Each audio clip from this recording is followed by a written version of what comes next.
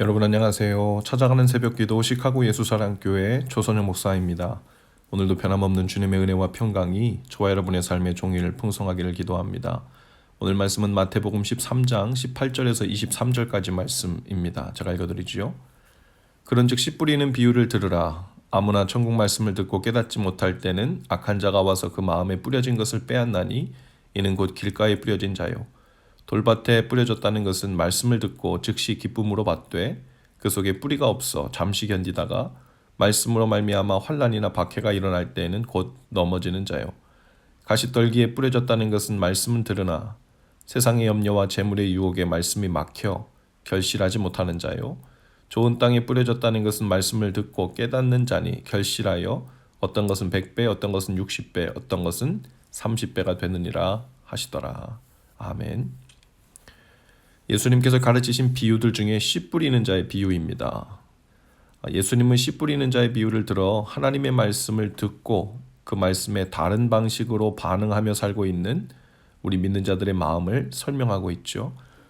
먼저 어떤 사람들은 하나님의 말씀을 듣고 받을 때 길가에 떨어진 씨앗처럼 받는다는 거예요. 말씀 씨앗을 사람들의 발에 아무렇게나 채이며 날릴 수 있는 길가에 떨어진 것처럼 말씀은 듣긴 들으나 주의를 기울이지 않는다는 거지요. 길에는 별로 중요하게 생각하지 않는 돌멩이나 먼지, 나무까지 심지어 예수님 당시에는 나귀, 양, 소들의 똥들이 즐비한 곳이었죠. 그러니 하나님의 말씀을 듣고도 깨닫지 못하는 자란 그 천국 말씀의 가치를 알아보지 못하는 자라는 뜻이죠. 때로 우리는 하나님의 말씀을 이와 같이 대합니다. 열매를 맺지 못하는 것이 당연하죠. 말씀을 아무리 많이 들어도 삶을 변화시키는 능력이 되지 못하는 이유가 바로 여기 있지요. 두 번째는 돌밭과 같은 마음입니다. 말씀을 듣고 즉시 기쁨으로 받되 그 속에 뿌리가 없어 잠시 견디다가 말씀으로 말미암아 환난이나 박해가 일어날 때 넘어지는 자라고 했어요. 말씀을 들을 때 그것으로 인해 소망으로 삼습니다. 삶에 어렵고 힘든 일이 많아 나 혼자만의 힘으로는 너무 어려워서 간신히 버티고 힘겨워하고 있을 때 하나님의 위로의 말씀이 하늘 단비처럼 느껴져서 힘을 얻는 사람이죠. 그러나 그 말씀으로 인해 막연한 힘과 소망으로 삼았다가도 삶 속에서 또다시 환난이나 박해가 일어나면 약속의 말씀을 붙들기보다 눈앞에 보이는 삶에 일어나는 문제에 집중하여 살다가 그 말씀을 놓쳐버리는 경우입니다. 하나님의 말씀 듣는 것을 즐거워하고 또 때로 내 상황에 딱 맞는 위로의 말씀을 들으면 하나님이 주신 말씀이라며 즐거움으로 반응할 줄도 알지만 여전히 그 말씀의 능력 자체에 집중하기보다 자신의 삶에 일어나는 잘 되는 일, 안 되는 일들에 휘둘려 사는 사람을 말하죠. 말씀을 듣고 기쁨으로 반응하고 또 말씀 듣기를 좋아하고 감격하는 그 밖으로 드러나는 반응 때문에 마치 자신이 좋은 마음밭을 가졌다고 가장 많이 착각하는 케이스이기도 하지요. 세 번째는 가시떨기와 같은 마음입니다. 가시떨기라는 나무가 있는 것이 아니라 가시들이 많이 뭉쳐서 한 곳에 모여 있는 것을 떨기라고 하죠. 많은 가시들이 얼키설키 헝클어져 모여 있는 곳에 천국 말씀이 떨어진 것과 같은 사람이라는 겁니다.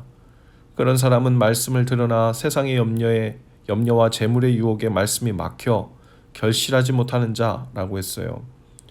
이런 마음은 돌밭과 같은 마음과 비슷해요. 다만 돌밭과 같은 마음은 말씀의 능력보다 자신의 삶에 일어나는 눈에 보이는 일에 더 큰 영향을 받아 휘둘리는 사람이라면 가시떨기와 같은 마음이란 말씀보다 생활의 염려, 재물의 유혹이 항상 그 앞을 가로막아 그림자 속에 사는 사람과 같다는 말이죠. 그러니 말씀을 듣고 기쁨과 소망으로 받아도 말씀 앞을 떠나면 다시 그 마음을 먹고 사는 걱정, 재물에 대한 유혹, 이것으로 가득 채우고 맙니다. 하나님의 말씀이 그 마음에서 햇빛을 받지 못해 말라 죽고 마는 것과 같죠. 즉 약속의 말씀을 듣고서도 여전히 그 마음에 먹고 살 걱정, 더 부자가 될 궁리로 인해서 그 마음을 가득 채우는 사람은 말씀으로 삶이 변하지 않는 이유가 된다는 겁니다. 마지막으로 좋은 땅에 뿌려졌다는 것은 말씀을 듣고 깨닫는 자라고 했어요. 좋은 땅에 뿌려진 것이라는 말씀을 듣고 깨닫는다는 말이 중심에 와 있는데 언뜻 들으면 말씀을 듣고 그 말씀이 무슨 뜻인지 이해한 자라는 말로 들릴 수 있죠. 그러나 이 말씀을 단순히 말씀의 비밀스러운 뜻을 깨닫고 이해한 사람이라는 그런 사람이 열매 맺는다 이런 뜻으로 의미는 아닙니다. 참고로 누가복음 8장 15절에 보면 똑같은 씨 뿌리는 자의 비유에 대해서 예수님께서 거기서도 설명하고 계신데 거기엔 좀 더 다른 표현을 추가하셨어요.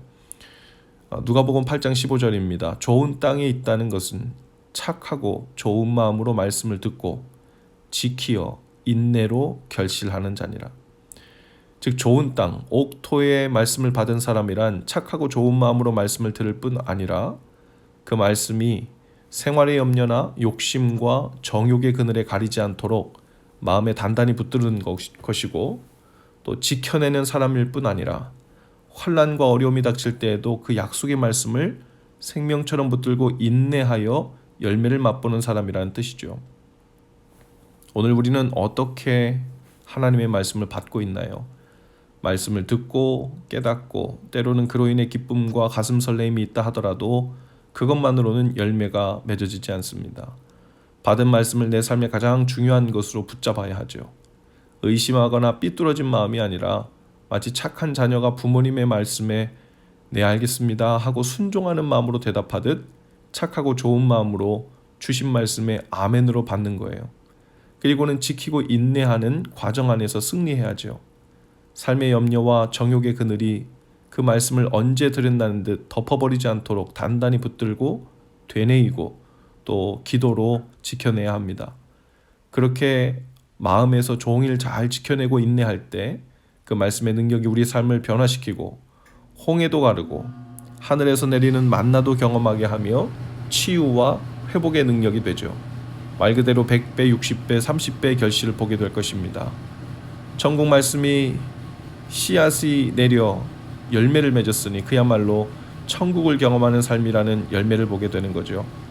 오늘도 주신 말씀을 좋은 마음으로 잘 받고 지키고 인내하여 결실하는 날 되실 수 있기를 주님의 이름으로 축복합니다. 기도합시다. 주님, 오늘도 주님의 말씀을 잘 듣는 것에 머물지 않게 하시고 뜻을 이해하는 것에만 머물지도 않게 하시고 금세 나의 문제에 대한 염려와 욕심으로 말씀의 자리를 내어주지도 않게 하시고 어려움과 환난을 만난다고 해도 시험 들지 않고 약속의 말씀을 끝까지 잘 지키고 인내하는 마음을 주옵소서. 그래서 천국 말씀을 통해 천국을 경험하게 하시고 그 하나님 나라를 누리는 날 되게 하옵소서. 예수님 이름으로 기도합니다. 아멘. 여러분 오늘도 예수 사랑으로 화이팅입니다. 내일 아침에 다시 찾아뵙지요.